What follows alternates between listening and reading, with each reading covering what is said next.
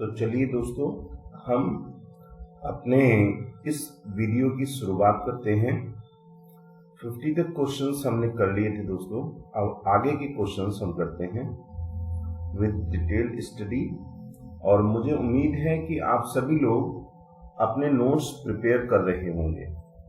देखिए, अपने नोट्स आप जरूर बनाइए, और मैं अपने जो वीडियो का एनालिसिस है इसमें देख रहा हूँ कुछ लोग जो ग्रुप से जुड़े हुए हैं वो वीडियो को स्किप करके देखते हैं। दोस्तों, स्किप करके देखना चाहते हैं आप देख सकते हैं, मुझे कोई प्रॉब्लम नहीं है, लेकिन बीच में जो मैंने इन्फॉर्मेशन दी है, जो बातें समझाई हैं, आपको लगता होगा कि क्वेश्चन रिपीट हो रहा है।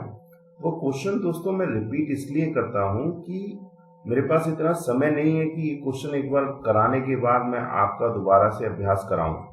पहले मेरे लिए चुनौती ये है कि ये कोर्स कंप्लीट हो, इसलिए मैं क्वेश्चंस को रिपीट करता हूं ताकि आपका रिवीजन साथ ही साथ में होता रहे। तो डिटेल्स में बता रहा हूं, आप नोट्स बनाइए, अपने पे भरोसा रखिए और मेहनत करते रहिए।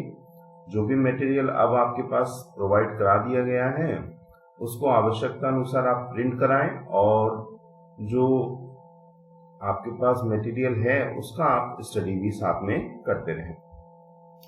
तो ये है पहला question, the romantic poetry is a revival of. दोस्तों, रोमांटिक पोएट्री को रिवाइवल कहा गया है। किसका रिवाइवल कहा गया है? रोमांटिसिज्म का, मिडिवलिज्म का, ह्यूमनिज्म का, क्लासिसिज्म का। तो दोस्तों आपको बता दूं, इसका करेक्ट आंसर जो है वो है क्लासिसिज्म। ठीक है, the romantic poetry is the revival of classicism. Romanticism जो है दोस्तों, ये अक्सर बच्चों ने कर दिया, लेकिन इसको क्लासिसिज्म इसका आंसर माना जाता है, क्योंकि इसमें क्लासिकल लर्निंग की बात की गई है। मैंने डिटेल में इसमें थोड़ा पढ़ा था, और वो इसके पीछे ज्यादा रीजन नहीं, सीधे आप इसको फैक्ट के रूप में याद कर लीजिए। The lake district in England is associated with. मैंने आपको लेक डिस्ट्रिक्ट पोएट्स की बात बता दी, ये हम क्वेश्चन कर चुके हैं। तो 3 पोएट्स का मैंने नाम आपको बताया था, विलियम वर्ड्सवर्थ। इनमें से कौन है? विलियम वर्ड्सवर्थ, रॉबर्ट साउदे और ST. Coleridge. In which poem has Wordsworth describe different modes of nature. दोस्तों, इंपॉर्टेंट क्वेश्चन है ये, और ये मोड्स जो हैं ये भी आपको पढ़ने होंगे, समझने होंगे। वैसे जनरली आपको बता दूं कि जो मूड्स वाली बात है, या डिफरेंट जो पहलू हैं जीवन से जोड़ करके जो नेचर के बारे में बताया है वर्ड्सवर्थ ने, वो बताया है लाइन्स रिटन अबव टिंटन एबे। यानी टिंटन एबे जो कविता है दोस्तों, इसमें उन्होंने बचपन, युवावस्था, इस तरह से करके स्टेजेस दर्शाई हैं, मूड्स दर्शाए हैं नेचर के। तो याद रखिएगा, there are different types of moods in the poem Tintern Abbey. और दोस्तों, ये कविता मैं आपको पढ़ाऊंगा भी, क्योंकि बहुत इंपॉर्टेंट है। हर साल इससे कोई ना कोई क्वेश्चन जरूर पूछ लिया जाता है। तो उसमें कई सारी अवस्थाएं हैं। कई बार क्वेश्चन आता है कि 3 स्टेजेस हैं कि 4 स्टेजेस हैं, तो वो स्टेजेस भी हमको समझनी होंगी।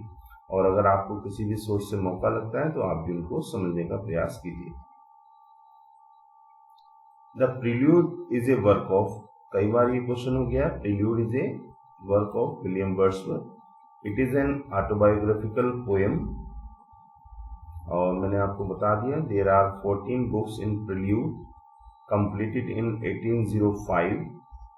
1805 में, आपको याद हो गया होगा अब तो, 1805 में ये कंप्लीट हुई है, और 1850 में ये पब्लिश हुई है वर्ड्सवर्थ की मृत्यु के बाद दोस्तों।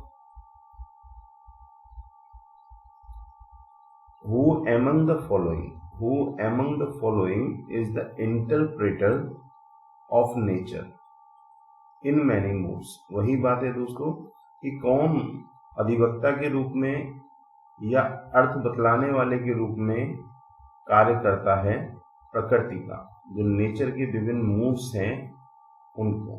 तो आपको मालूम है एक ही राइटर का नाम आता है जब प्रकृति की बात आती है तो William Wordsworth.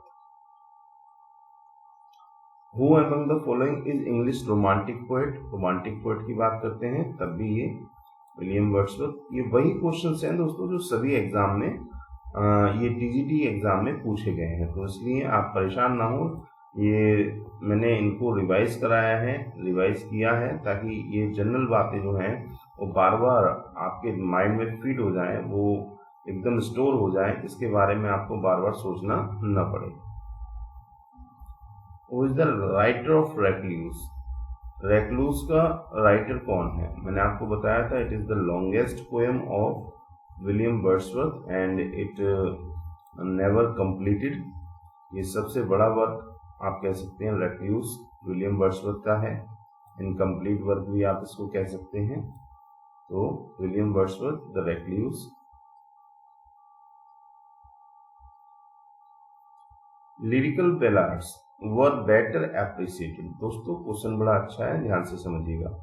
Lyrical ballads were better appreciated in America than in England. The first edition published in America in the year. देखिए ये कह रहे हैं यहाँ पे क्वेश्चन में कि लिरिकल बैलाड्स को ज्यादा एप्रिसिएशन मिला है इंग्लैंड की तुलना में अमेरिका में। तो वो कह रहे हैं कि अमेरिका में जो पहला एडिशन पब्लिश हुआ है लिरिकल बैलाड्स का वो कब हुआ है? तो दोस्तों इसका सही आंसर मैं आपको बता देता हूँ, सही आंसर है डी 1802 में। 1802 में। देखिए जल्दबाजी में गलती ना करें, प्रश्न को समझें। प्रश्न में क्या कहा गया? प्रश्न में कहा गया है कि the lyrical ballads were better appreciated in America than England, the first edition published in America. जो पहला एडिशन है वो कब पब्लिश हुआ है अमेरिका में? तो कब पब्लिश हुआ है दोस्तों? 1802 में। और अगर नेचुरल जो उसका पब्लिकेशन है, फर्स्ट पब्लिकेशन की बात करें तो 1798 में। When was Wordsworth laureated? Wordsworth जो हैं पोएट लॉरेट कब बने हैं? 1798 में, 1805 में, 1843 में। दोस्तों मैंने आपको बताया था कि 1843 में रॉबर्ट साउदे की मृत्यु के बाद उनको पोएट लॉरेट बना दिया गया। 1843 में इनके मित्र रॉबर्ट साउदे की मृत्यु हो गई है और उसके बाद इनको पोएट लॉरेट 1843 में बना दिया गया और ये 1850 तक यानी अपनी मृत्यु तक पोएट लॉरेट बने रहे। दोस्तों यहीं पे मुझे एक बात याद आ गई है, पता नहीं कैसे ये मैंने मिसकम्युनिकेट किया है, थोड़ा सा उसको आप जरा इम्प्रूव कर लें। अगर मैंने कहीं पे बता दिया हो तो मुझे ऐसा लग रहा है कि देखिए 1843 में रॉबर्ट साउदे की मृत्यु होती है।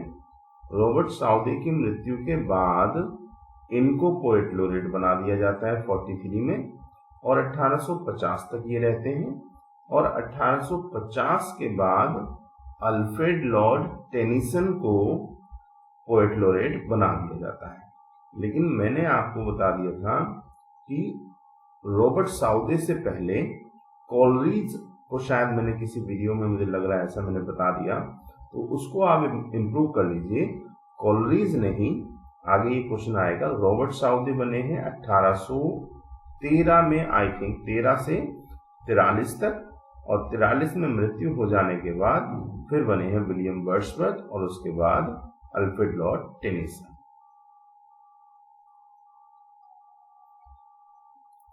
Where from these lines have been taken? Our birth is but a sleep and forgetting. देखो दोस्तों ये लाइन मैंने आपको पहले भी एक्सप्लेन कर दी है। The soul that rises with us, our life is life's star, hath had elsewhere its setting. देखिए इतना पहले आप याद रखिए, our birth, ये मैंने बर्थ वाली बात आपको बताई थी किस कविता में ये आई है, तो इंटीमेशन ऑफ इमॉर्टलिटी। इस बर्थ वाली बात से ही आपको याद रहेगा, इंटीमेशन ऑफ इमॉर्टेलिटी में बर्थ, बच्चे का जन्म, पूर्व की यादें, मिग्रेशन, माइग्रेशन, इन तीनों चीजों का वर्णन हुआ है। डिवाइन लाइट जो है, इन सभी का वर्णन जो है इंटीमेशन ऑफ इमॉर्टेलिटी ओड में हुआ है, इमॉर्टेलिटी ओड में हुआ है।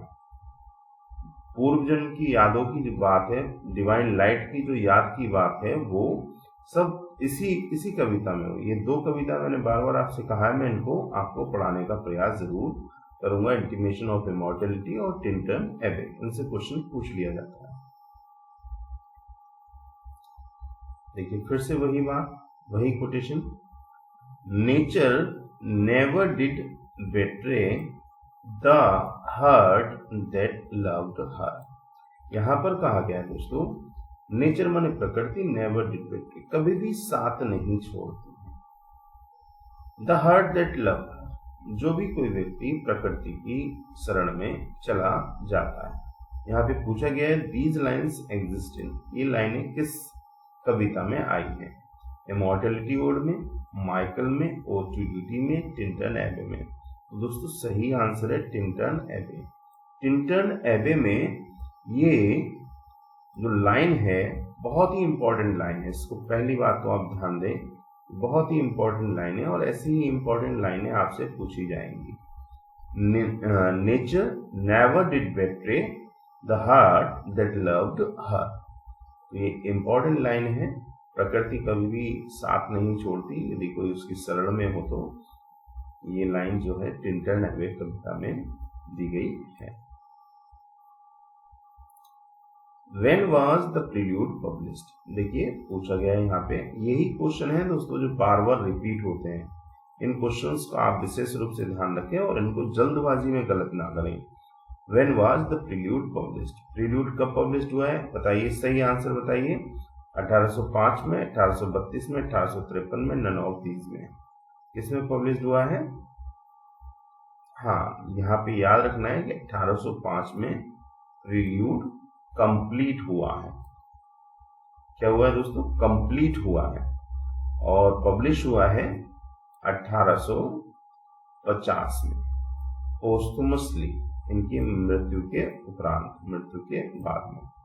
तो 1850 में एक पब्लिश हुआ है। तो ये डेट तो दोस्तों इसमें दी हुई नहीं है, यहाँ पे दिया है नन ऑफ दीज, तो सही आंसर हो जाएगा none of these.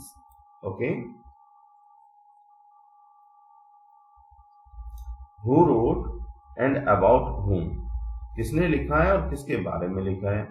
Dai soul was like a star and dwelt apart. दोस्तों इसके बारे में मैंने आपको पिछली वीडियो में बताया था। टू मिल्टन टू लंदन करके एक सोनेट है, एक कविता है विलियम वर्ड्सवर्थ की, जो मिल्टन को एड्रेस है। तो ये मिल्टन के बारे में कहा है वर्ड्सवर्थ ने, thy soul was like a star and dwelt apart। ये देखिए आप यहाँ पर नोट कर सकते हैं, वर्ड्सवर्थ अबाउट मिल्टन, वर्ड्सवर्थ ने कहा है ये मिल्टन के बारे में। विशेष रूप से ध्यान रखिएगा, दाई सोल, तुम्हारी जो अंतरात्मा है, was like a star, वो एक स्टार, एक तारे की भांति है, and dwelt apart, और कहीं दूर इसका निवास स्थान अंतरिक्ष में है। Who considered Wordsworth as a high priest of nature। दोस्तों इंपॉर्टेंट कोटेशन है दोस्तों, अभी मेरे अपने नोट्स से मैंने आपको नहीं पढ़ाया है, उसी में मैं आपको ट्रिब्यूट्स का पूरा एक कलेक्शन दूंगा, कौन से ट्रिब्यूट किसका है। तो हाई प्रीस्ट ऑफ नेचर की अगर बात करें दोस्तों, तो मैथ्यू अर्नोल्ड ने विलियम वर्ड्सवर्थ को हाई प्रीस्ट ऑफ नेचर कहा है। विलियम वर्ड्सवर्थ को हाई प्रीस्ट ऑफ नेचर कहा है मैथ्यू अर्नोल्ड ने दोस्तों।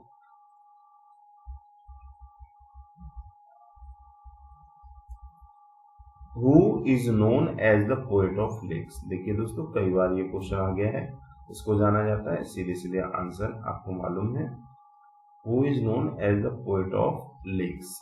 तो यहाँ पर देखिए कॉलरिज भी दिया हुआ है लेक पोएट वाला और वर्ड्सवर्थ भी। तो यहाँ पर आपको समझना होगा कि किसको पर्टिकुलरली जाना जाता है, the poet of the lakes, तो ये जाना जाता है वर्ड्सवर्थ को। हालांकि क्वेश्चन थोड़ा कंट्राडिक्टरी हो गया, लेकिन जब दो विकल्प दिए हों तो आपका काम ये होगा दोस्तों कि जो सबसे ज्यादा इंपॉर्टेंट हो आप उसको सिलेक्ट करें। तो यहाँ पर वर्ड्सवर्थ को हमने सिलेक्ट किया और यही इसका सही आंसर भी है।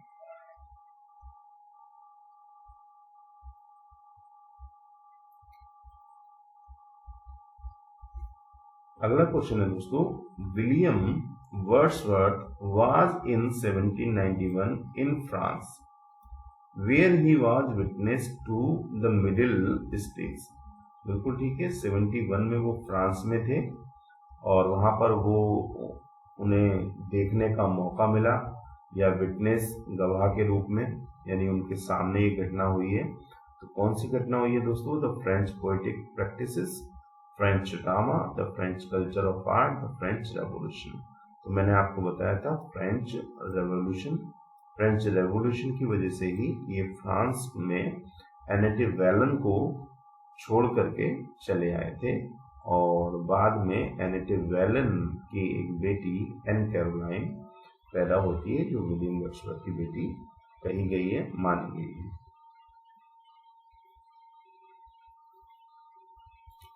Who considered romanticism liberalism in literature? दोस्तों इंपॉर्टेंट कोट है, किसने लिबरलिज्म इन लिटरेचर नामक आप कह सकते हैं कि फ्रेज कॉइन किया है? तो वर्ड्सवर्थ, प्लेटो, थियोडोर वॉर्ड्स-डंटन और पेटर। तो दोस्तों आपको बताऊं, ये जब एग्जाम में क्वेश्चन आया तो मेरे को अच्छी तरह ये याद था क्वेश्चन, परंतु सच बात तो ये थी कि मैं विकल्प देख करके थोड़ा हैरान था, क्योंकि इसमें मुझे मालूम है विकल्प करेक्ट नहीं दिया हुआ था। तो इसी से मिलता जुलता एक और टर्म है या कॉइन किया हुआ फ्रेज है जो थियोडोर वॉर्ड्स-डंटन ने दिया है। तो हमने इसमें तो मान लिया था कि भाई कौन सा आंसर लगाएं, तो हम इसको लगा करके आए थे, लेकिन वैसे हमको मालूम था कि ये बिल्कुल रॉन्ग आंसर है, सही आंसर वाला विकल्प इस ऑप्शन में दिया ही नहीं था। तो लिबरलिज्म इन लिटरेचर किसने कहा है, मैं आपको बता देता हूँ।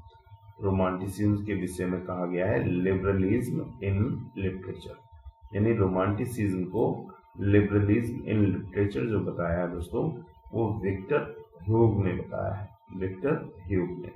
यानी ये जो टर्म है लिबरलिज्म इन लिटरेचर, ये कॉइन की है विक्टर ह्यूग ने, और ये ऑप्शन में इसमें दिया ही नहीं है। आगे है दोस्तों, ब्लिस वाज इट, इंपॉर्टेंट है, बहुत ज्यादा इंपॉर्टेंट है।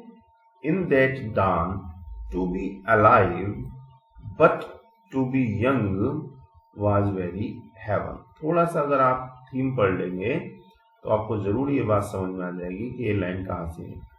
ब्लिस वाज इट, और मैंने पिछले वीडियो में बताया भी है, bliss was it in that dawn to be alive but to be young was very haven.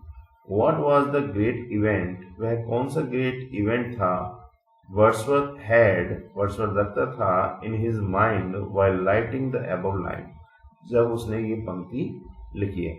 सीधे सीधा कहने का अभिप्राय ये है कि ये पंक्ति कहाँ से ली गई है या किसके विषय में है।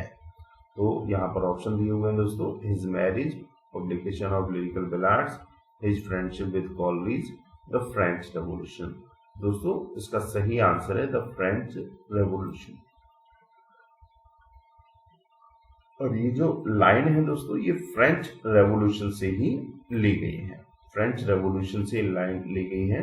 Bliss was it in that dawn to be alive but to be young was very heaven. Important line है दोस्तों, इसको आप याद कर लें, अभी याद कर लें, बहुत अच्छा रहेगा। Bliss was it in that dawn to be alive but to be young was very heaven. In his quest for true significance of life on its simpler levels, Wordsworth resembles. देखिए यहाँ पे दोस्तों क्वेश्चन को समझते हैं पहले। In his quest, इस संदर्भ में, क्वेस्ट जानकारी के संदर्भ में, फॉर ट्रू सिग्निफिकेंस, वास्तविक जो सत्य महत्व है उसके लिए, ऑफ लाइफ, जीवन का, इट्स सिंपलर लेवल, इसके सामान्य साधारण लेवल के विषय में, वर्ड्सवर्थ रिजेंबल्स। कहने का अभिप्राय है जीवन की साधारणता को लेकर के वर्ड्सवर्थ किसके समान एक लेखक हैं या किससे मिलते जुलते हैं। तो यहाँ पर 4 राइटर दिए थे दोस्तों, George crab, William copper, William black, Robert Burns. तो यहाँ पर दोस्तों सही आंसर है जॉर्ज क्रैब। जॉर्ज क्रैब इसका करेक्ट आंसर है। अब थोड़ा सा मैं आपको जॉर्ज क्रैब के बारे में थोड़ा सा बता देता हूं। देखिए जॉर्ज क्रैब 24 दिसंबर 1754 में पैदा हुए। 3 फरवरी 1832 में उनकी मृत्यु हो गई। He was an English poet, वो एक इंग्लैंड के कवि थे। सर्जन, एक सर्जन भी थे। एंड ए क्लर्जीमैन, और एक बाद में वो पादरी भी बन गए, ठीक है, क्लर्जीमैन भी थे। ही इज बेस्ट नोन, जरा इस बात को आप समझे, ही इज बेस्ट नोन, उनको सबसे अच्छे ज्यादा तरीके से जाना जाता है for his early use of realistic narrative form. उनकी जो रचनाएं हैं उनमें उनकी जो रियलिस्टिक नैरेटिव फॉर्म है, यानी कि वास्तविकता को बताने वाला जो उनका स्टाइल है, and his descriptions of middle and working class life. तो यहां पर समझिए, और उनका जो वर्णन है इसका मिडिल क्लास को दर्शाने वाला, वर्किंग क्लास को दर्शाने वाला, या यूं कहिए कि वर्किंग क्लास की जीवन को दर्शाने वाला या मिडिल क्लास के जीवन को दर्शाने वाला जो वर्णन है लोगों का, वो उसके लिए उनको जाना जाता है। तो यहीं से रिजेम्बलेंस हो जाती है इनकी विलियम वर्ड्सवर्थ के साथ। देखिए दोस्तों, विलियम वर्ड्सवर्थ की जो थ्योरी है उसको आप कहते हैं कि विलियम वर्ड्सवर्थ की जो पोएट्री है उसमें जो विशेषता है स्टाइल की वो है हम्बल एंड रस्टिक लाइफ। तो ये आपने पिछले क्वेश्चंस में भी पढ़ा। यहाँ जॉर्ज क्रैब भी कॉमन लैंग्वेज की बात करते हैं, वर्किंग नॉर्मल जो एक आम जनता है उनकी वो बात करते हैं। तो जो सिमिलरिटी है दोनों में वो यही इसी पॉइंट पे आकर के दोनों में सिमिलरिटी है। George crab was a writer of common life, और कॉमन लाइफ की जो वर्णन है, कॉमन लैंग्वेज का जो वर्णन है वो उधर वर्ड्सवर्थ ने किया है। In his quest for the significance of life on its simpler level, Wordsworth resembles George Crabbe। तो यहाँ पर वर्ड्सवर्थ का जो मेल है वो जॉर्ज क्रैब के साथ हो जाता है दोस्तों। उम्मीद है आपको समझ में आया हो। Who is the writer of descriptive sketches? Descriptive sketches का राइटर कौन है आपको अच्छी तरह मालूम है, बिल्कुल भी समय नहीं लेंगे इसमें। वर्ड्सवर्थ, डिस्क्रिप्टिव स्केचेस 1793 में पब्लिश हुआ है, और उधर इवनिंग वॉक, दोनों 1793 में पब्लिश हुए हैं। यहां पर दोस्तों एक चीज मैं आपको, ये जो लाइन है इंपॉर्टेंट, जो लाइन इसमें डिस्क्रिप्टिव स्केचेस की जो शुरुआत है वो स्टेंजा मैं आपको दिखाना चाहता हूं।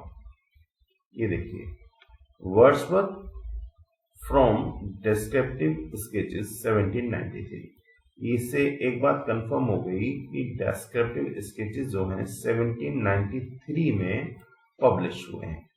अब इसका जो स्टेंजा है दोस्तों, ये मैंने चूंकि इसमें ये जो लाइन है यहाँ पे मैंने 120 से 133 तक की लाइन यहाँ पर कैरी की है, तो इसको थोड़ा सा मैं आपको एक बार जनरली, पहली जो लाइन है, how blessed delicious scene the eye that reads thy open beauties or thy lone retreats the unwearied sweep of wood, thy cliffs that scales the never-ending waters of thy vales, the coast, those dim religious groves embowered, or under rocks that from the water tower।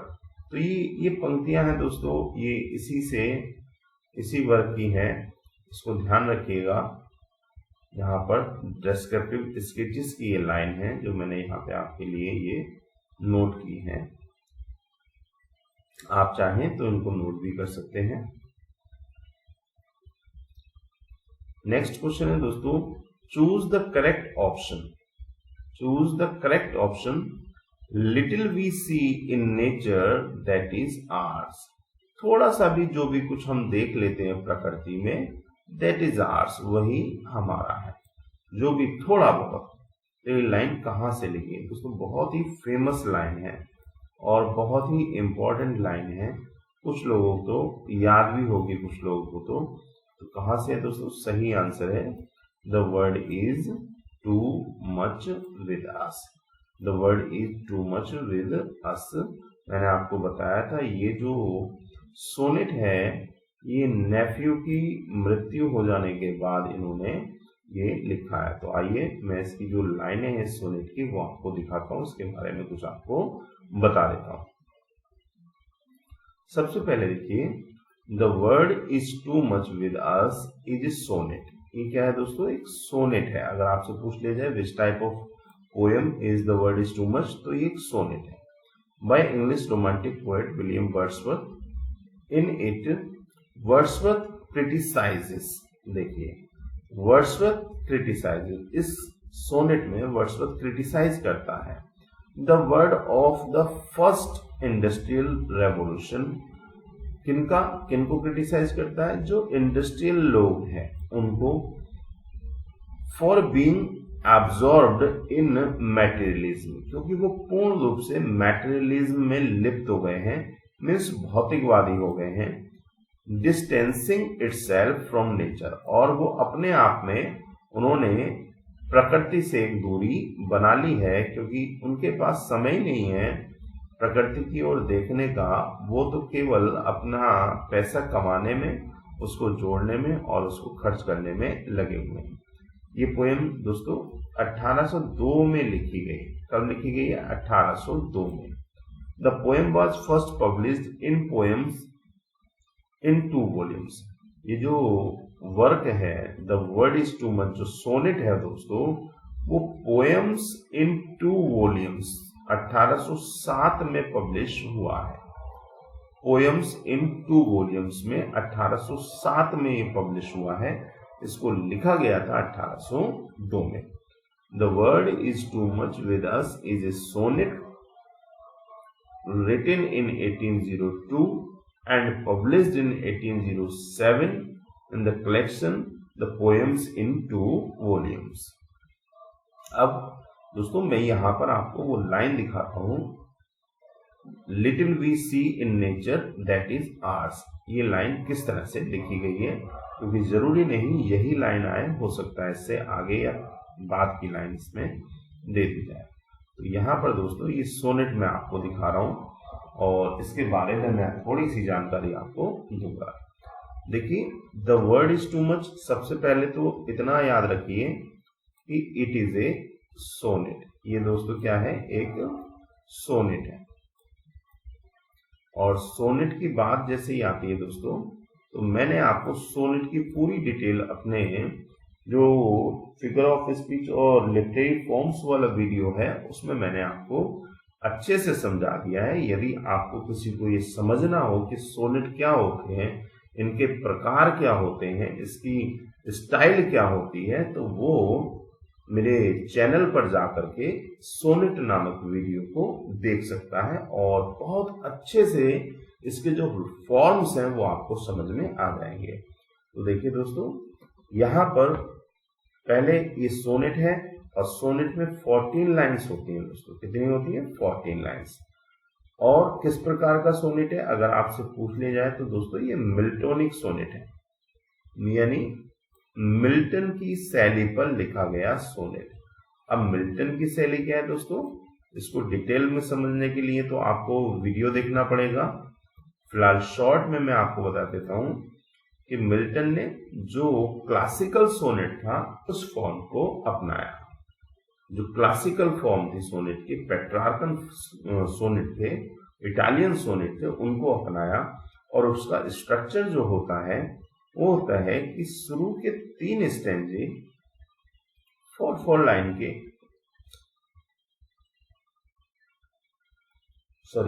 शुरू के 2 स्टैंजे 4/4 line के और last की 6 line जो होंगी वो 3/3 के स्टैंजे में बटी होंगी। तो यहाँ पे देखिए ये 4 लाइन्स, फिर उसके बाद 4 लाइन्स, 2 स्टैंजा 4/4 लाइन के हो गए, उसके बाद 3 लाइन्स और उसके बाद फिर लास्ट की 3 लाइन्स।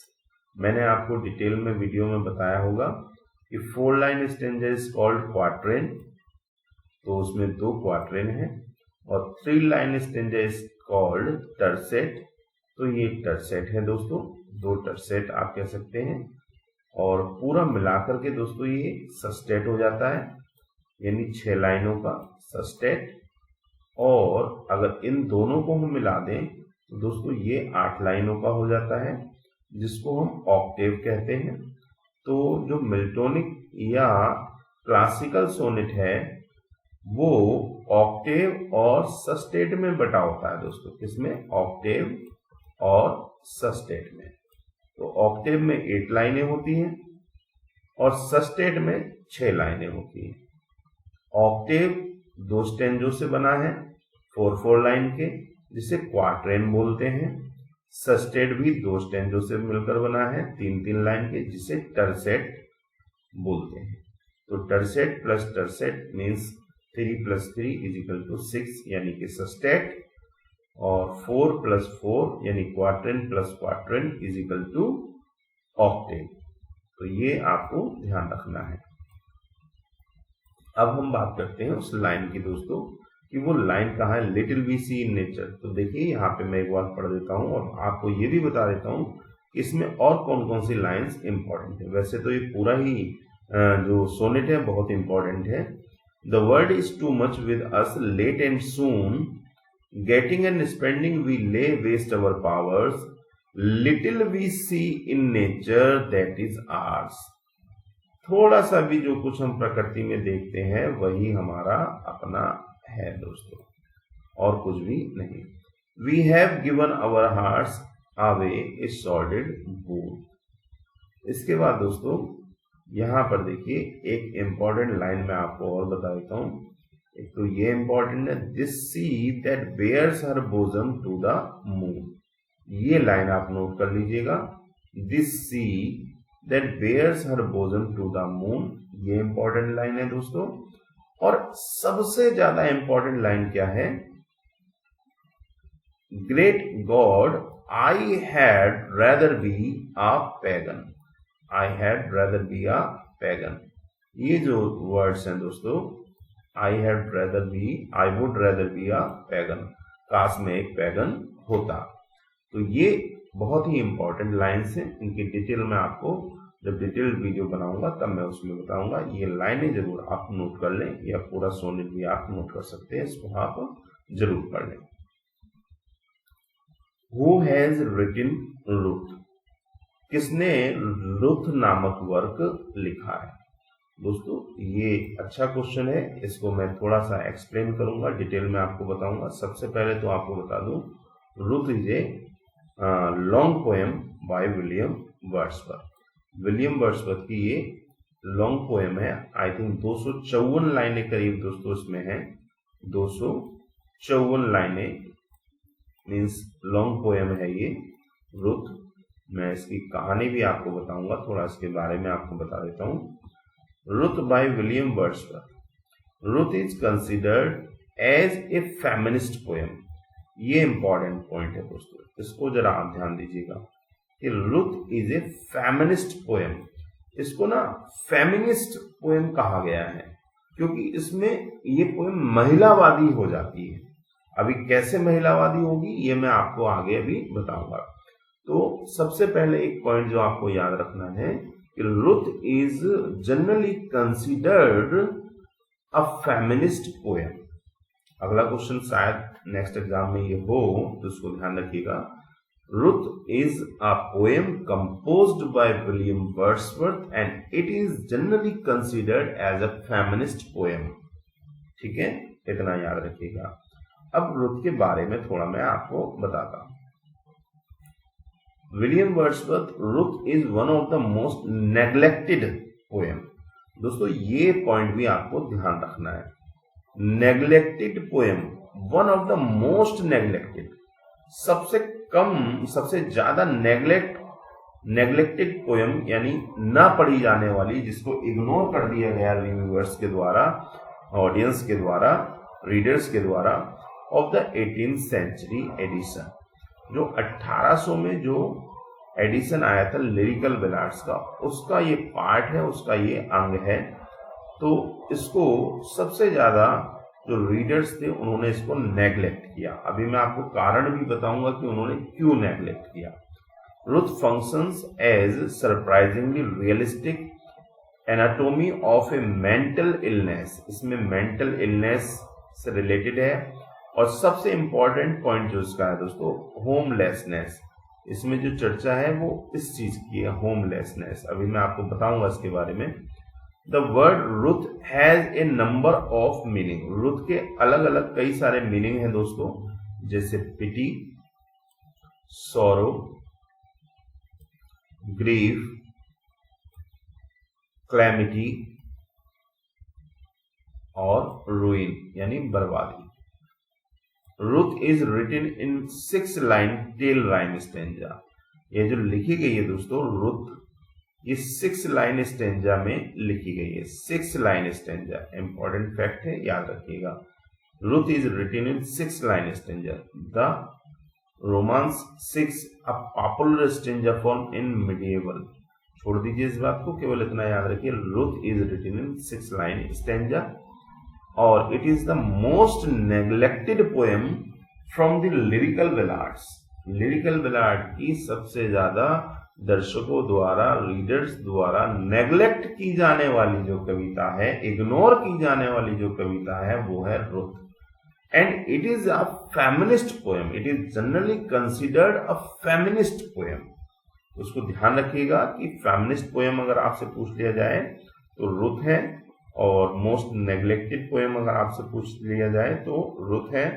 अब इसके बारे में थोड़ा सा मैं आपको बताता हूं और फिर ये लाइंस में आपको पढ़ करके एक बार, स्टेंजा है, आप चाहे तो नोट कर लें।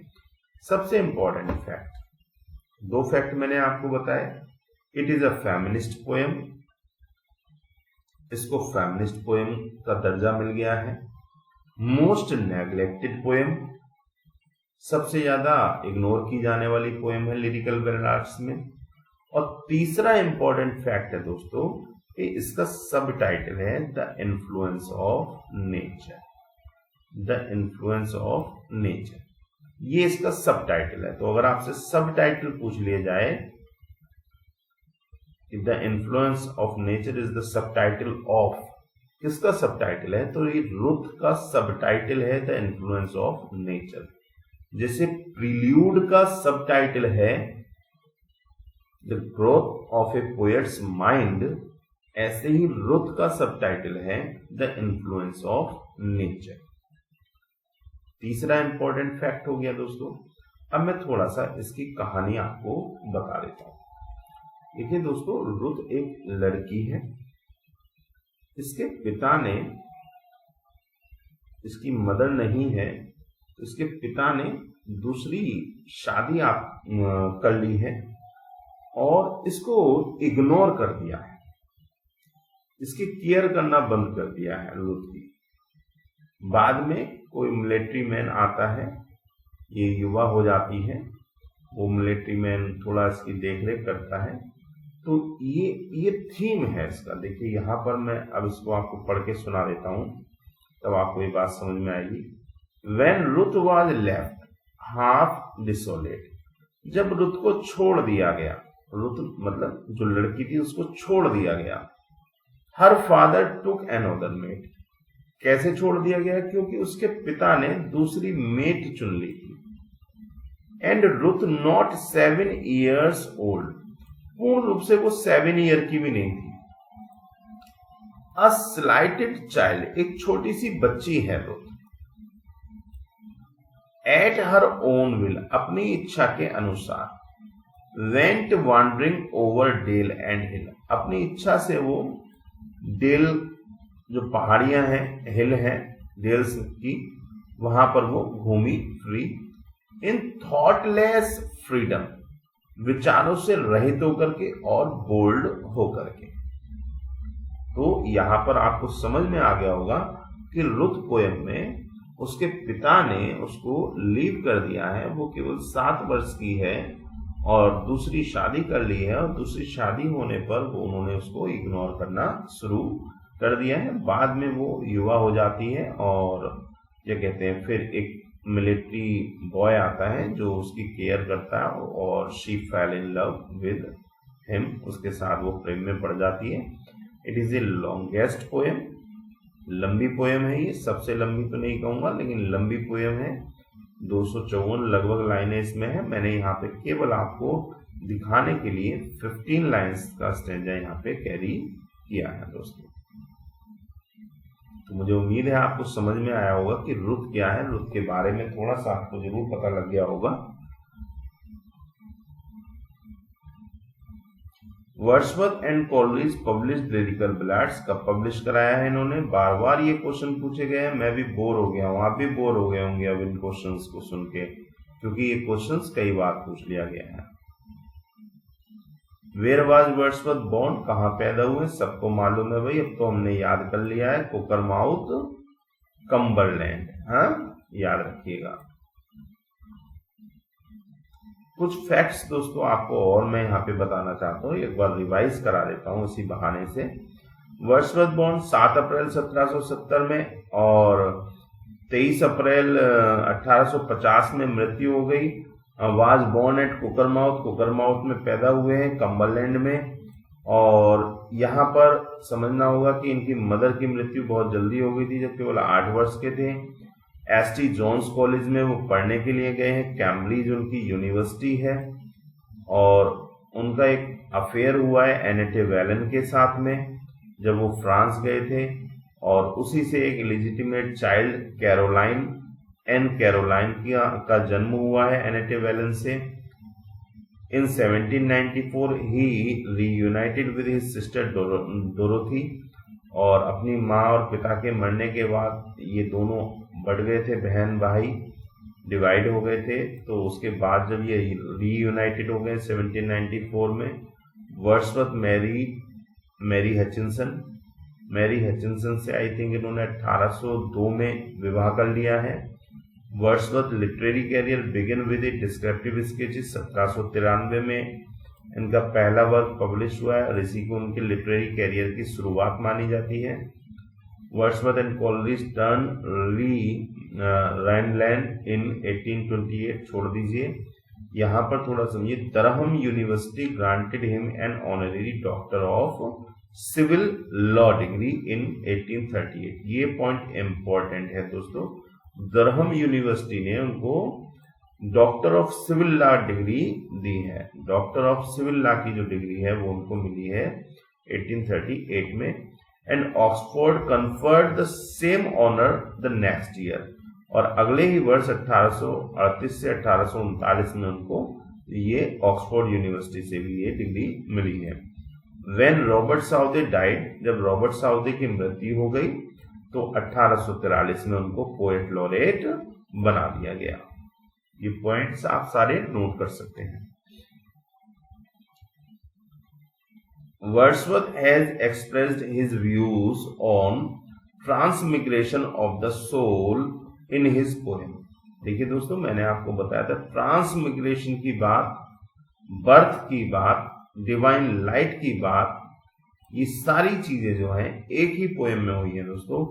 Odd to intimation of immortality, पूर्व जन्म की यादों की बात, ट्रांसमिग्रेशन की बात, आत्मा की बात, ये सारी चीजें जो हैं ode to intimation of immortality के फैक्ट्स हैं दोस्तों, इसको ध्यान रखिएगा।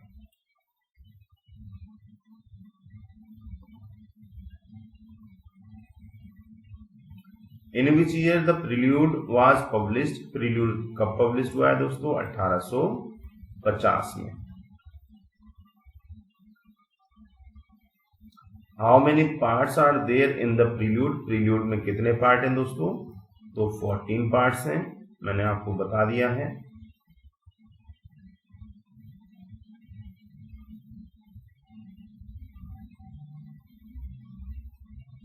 Who called Wordsworth the egotistical sublime? The egotistical sublime, किसने कहा है वर्ड्सवर्थ को द egotistical sublime? तो ये मुझे अच्छी तरह कोटेशन याद है दोस्तों कि ये कीट्स ने कहा है। कीट्स ने वर्ड्सवर्थ को egotistical sublime कहा है। ठीक है, ध्यान रखिएगा।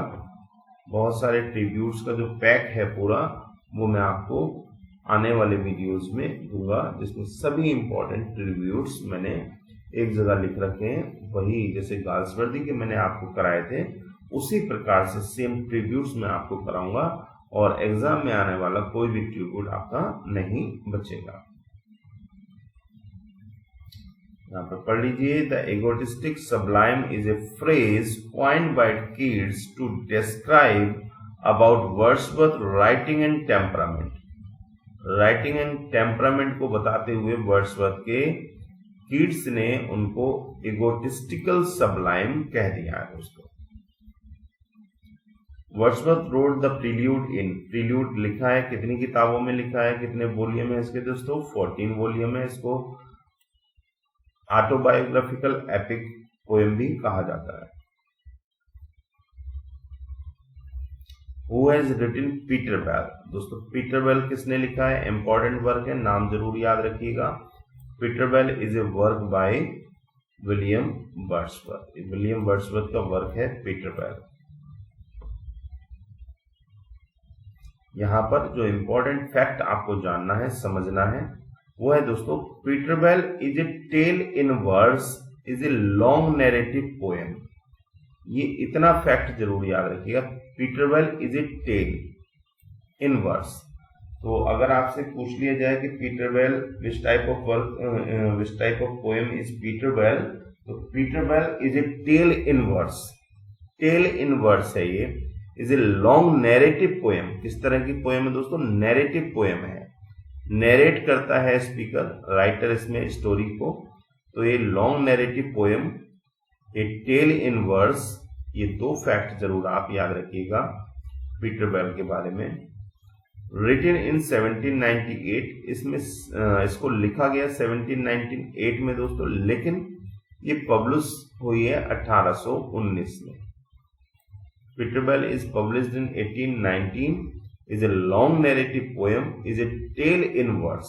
इंपॉर्टेंट फैक्ट है, बिल्कुल यहीं पे याद कर लीजिएगा। दूसरा इंपॉर्टेंट फैक्ट है दोस्तों कि अगर आपसे पूछ लिया जाए which poem has the prologue, तो याद रखिएगा पीटर बेल में ही एक प्रोलोग दिया गया है दोस्तों शुरुआत में। प्रोलोग और एपिलोग दो चीजें होती है दोस्तों। प्रोलोग का संबंध वैसे तो ड्रामा से है, परंतु अब तो ये ऐसा फैक्ट हो गया है कि इंट्रोडक्शन, एक जनरल इंट्रोडक्शन को हम प्रोलोग की श्रेणी में रखते हैं।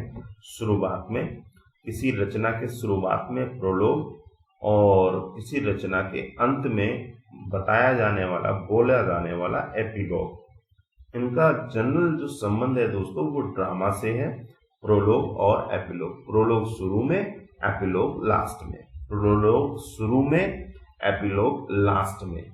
अभी नहीं समझ में आया? प्रोलोग किसी रचना के ड्रामे के शुरुआत में होता है और एपिलॉग कंक्लूडिंग लाइंस होती हैं जो ड्रामे के लास्ट में होती हैं। ये लाइंस मैंने लिखी है, आप चाहें तो उनको नोट कर सकते हैं दोस्तों।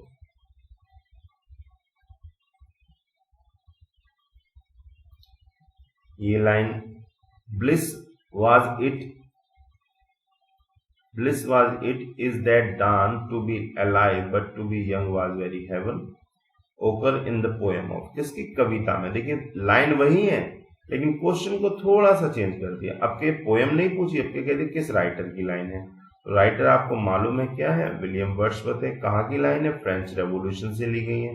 इनकी कविता फ्रेंच रेवोल्यूशन की ये लाइन है दोस्तों।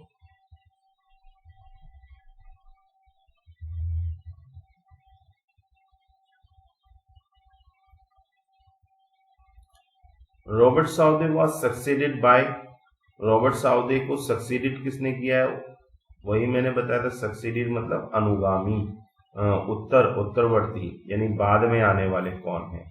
तो रॉबर्ट साउदे के बाद पोएट लॉरेट कौन बने आपको मालूम है। तो दोस्तों मुझे उम्मीद है ये वीडियो पसंद आया होगा। इसके बाद दोस्तों अब मैं एक फाइनल वीडियो उनके क्वेश्चंस का बना दूंगा जो प्रीवियस हैं और प्रीवियस ईयर के क्वेश्चंस हैं, जो इम्पोर्टेंट क्वेश्चंस हैं दोस्तों। वो वीडियो आपको बहुत जल्द ही मिल जाएगा और उसके बाद फिर मैं आपको अपने नोट्स से जो भी कुछ बचा हुआ है, इनसे अलग है, वो मैं आपको कराऊंगा। तो वीडियो आपने देखा, इसके लिए आप सभी को बहुत बहुत धन्यवाद। Thank you, keep study hard और गो अहेड, आप आगे जाएं, बढ़ें। मेरी शुभकामनाएं आप सभी के साथ है। Thank you so much.